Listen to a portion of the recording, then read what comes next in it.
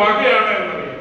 അതാണ് പൗലോസ് അപ്പോസ്തലൻ പറയുന്നത്, ഞാൻ യേശുവിന്റെ ചൂടടയാളം എന്റെ മേൽ വഹിച്ചിരിക്കുന്നു, എനിക്ക് ആരും പ്രയാസം വരുത്തരുത്. എന്താ പൗലോസ് അപ്പോസ്തലൻ കൊടുത്ത ജനങ്ങൾ കൊടുത്ത പ്രയാസം അറിയോ? പൗലോസ് അപ്പോസ്തലൻ ആരും ഉപദ്രവിച്ചു ഒന്നുമില്ല.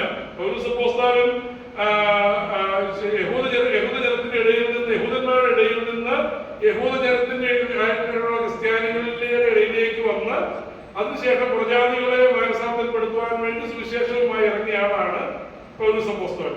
പൗലോസ് അപ്പോസ്തലന്റെ അന്ത്യകാല ലേഖനങ്ങളിൽ ഒന്നാണ് ഗലാത്യ ലേഖനം എന്ന് പറയുന്നത്.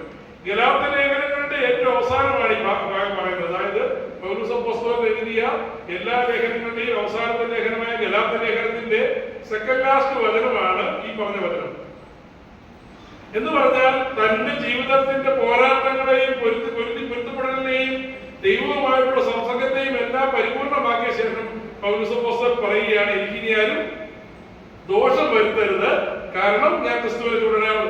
പൗലോസ് അപ്പോസ്തലന്റെ ദോഷം എന്താണെന്ന് ചിന്തിച്ചാൽ, പൗലോസ് അപ്പോസ്തലനെ കുറിച്ച് പൗലോസ് അപ്പോസ്തലൻ ഒരു സ്ഥലത്തേക്ക് പ്രസംഗിക്കാൻ വരുമോ അല്ലെങ്കിൽ ഒരു കൂട്ടായ്മയിലേക്ക് വരുമോ ചെയ്യുമ്പോൾ പൗലോസ് അപ്പോസ്തലനെ ആൾക്കാര് അങ്ങ് പുകഴ്ത്തി പറയുന്നു.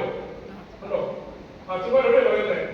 ഒരു കൊച്ചിനെ മാമോയിസ നോക്കുമ്പോൾ അതിന്റെ നെറ്റിയിൽ വരച്ച് പറയും റൂസ്മോദഹായോ, ജീവനുള്ളതും ജീവിപ്പിക്കുന്നതുമായ ശ്രീബായുടെ റൂസ്മോദഹായോ എന്ന് പറഞ്ഞാൽ ജീവനുള്ള അടയാളം കൊണ്ട് ഇവൻ പൊക്കിളോടുകൂടി ആദ്യം ജനിച്ച മനുഷ്യനാണെന്നറിയും. അതായത് ഭൂമിയിൽ ആദ്യം ഉണ്ടായതാരാണ്?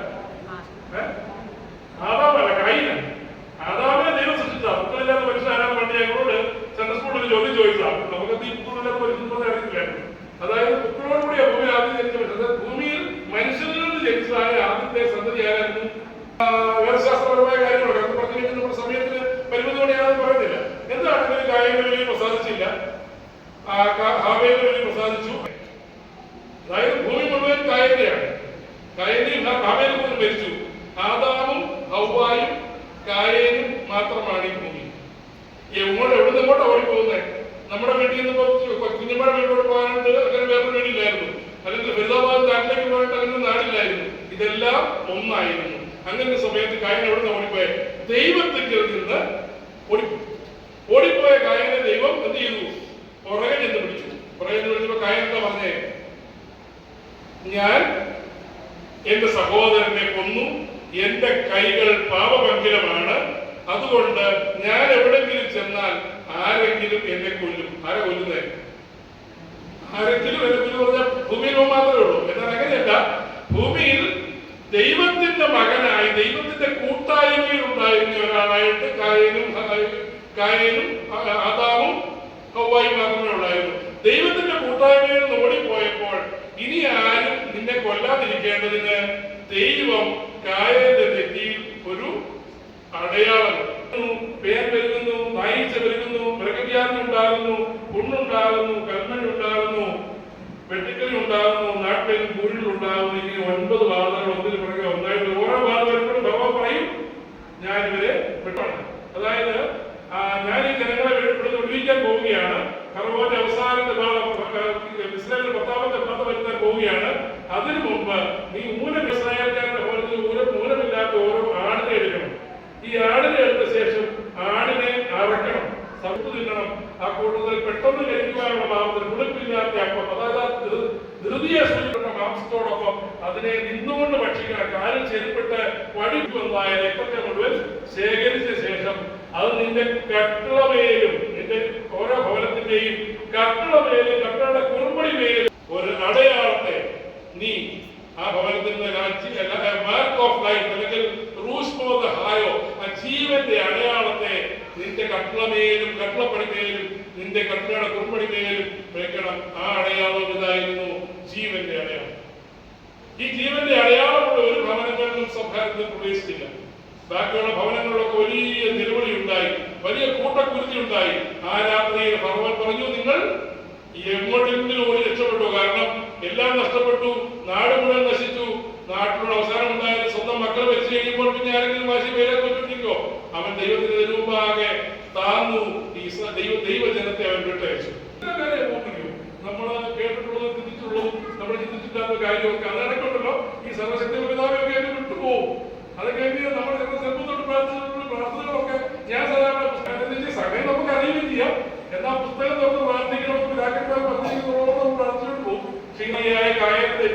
കർത്താവായ ശ്രീവായുധാകുന്നു. അതുപോലെ തന്നെ ഇസ്രായേൽ മക്കളുടെ കട്ടപ്പടിമേൽ മനസ്സിലായ ആരാധനയും ക്രിസ്മസ് ആയിക്കോട്ടെ, ദുഃഖവെള്ളിയാഴ്ച ആയിക്കോട്ടെ, പെസഹ ആയിക്കോട്ടെ, നമുക്കൊക്കെ നമ്മളതിനെ വീണ്ടും ഒന്ന് ഓർക്കാൻ വേണ്ടി ചെയ്യുന്നതല്ല, അതിനെയൊക്കെ പുനരവതരിപ്പിക്കുകയാണ്, നമ്മൾ ആ കൂടെ ചേരുകയാണ്.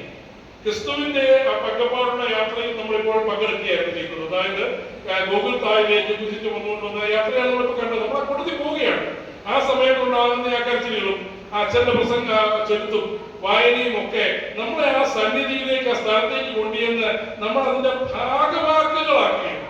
നമ്മളതിനെ ഓർമ്മ പുതുക്കുകയല്ല. അതുകൊണ്ടാണ് കർത്താവ് കുരിശിൽ തൂങ്ങിയതായ ആ വേദനയും പ്രയാസങ്ങളും ഒക്കെ എന്താണെന്ന് മനസ്സിലാക്കാൻ വേണ്ടിയാണ് നമ്മളുടെ ആ കഷ്ടപ്പാടും ബുദ്ധിമുട്ടിന്റെ ഒക്കെ ഒരു ഭാഗമാകാൻ വേണ്ടിയാണ് നമ്മൾ കുമ്പിടുകയും ഈ രാവിലെ തൊട്ട് വൈകുന്നവരെ എഴുന്നേൽക്കുകയൊക്കെ ചെയ്യുന്നു. കസേരയൊക്കെ ഉള്ളതുകൊണ്ട് സുഖമാണ്. കർത്താവ് എവിടെ തൂക്കുക എങ്ങനെ ചെയ്യണം, നമുക്ക് സുഖം. നമ്മളിപ്പോ അതുപോലെ തൂക്കി വീശി പടിഞ്ഞാട്ട് വരുമ്പോഴെങ്കിലും ഒക്കെ തരുന്നേക്കളെ, അല്ലെ കർത്താവിനെ വിചാരിക്കുന്നവർക്കെങ്കിലും ഒക്കെ തരുന്നേക്ക. കാരണം എന്താണെന്ന് വെച്ചാൽ നമുക്ക് സുഖത്തിനൊക്കെ ആവശ്യമാണ്. കഴിഞ്ഞ ദിവസം എനിക്ക് വളരെ വിഷമം തോന്നി. അതായത് നമ്മുടെ കുർബാനയുടെ ഏറ്റവും പ്രധാനപ്പെട്ട ഭാഗം ആ കുർബാന കൈയെടുത്ത് ഉയർന്ന സമയത്ത് ആൾക്കാർ സുഖമായിട്ടിരിക്കാം. കസേരയൊക്കെ നല്ലതാണ്, ഒക്കെ വേണം.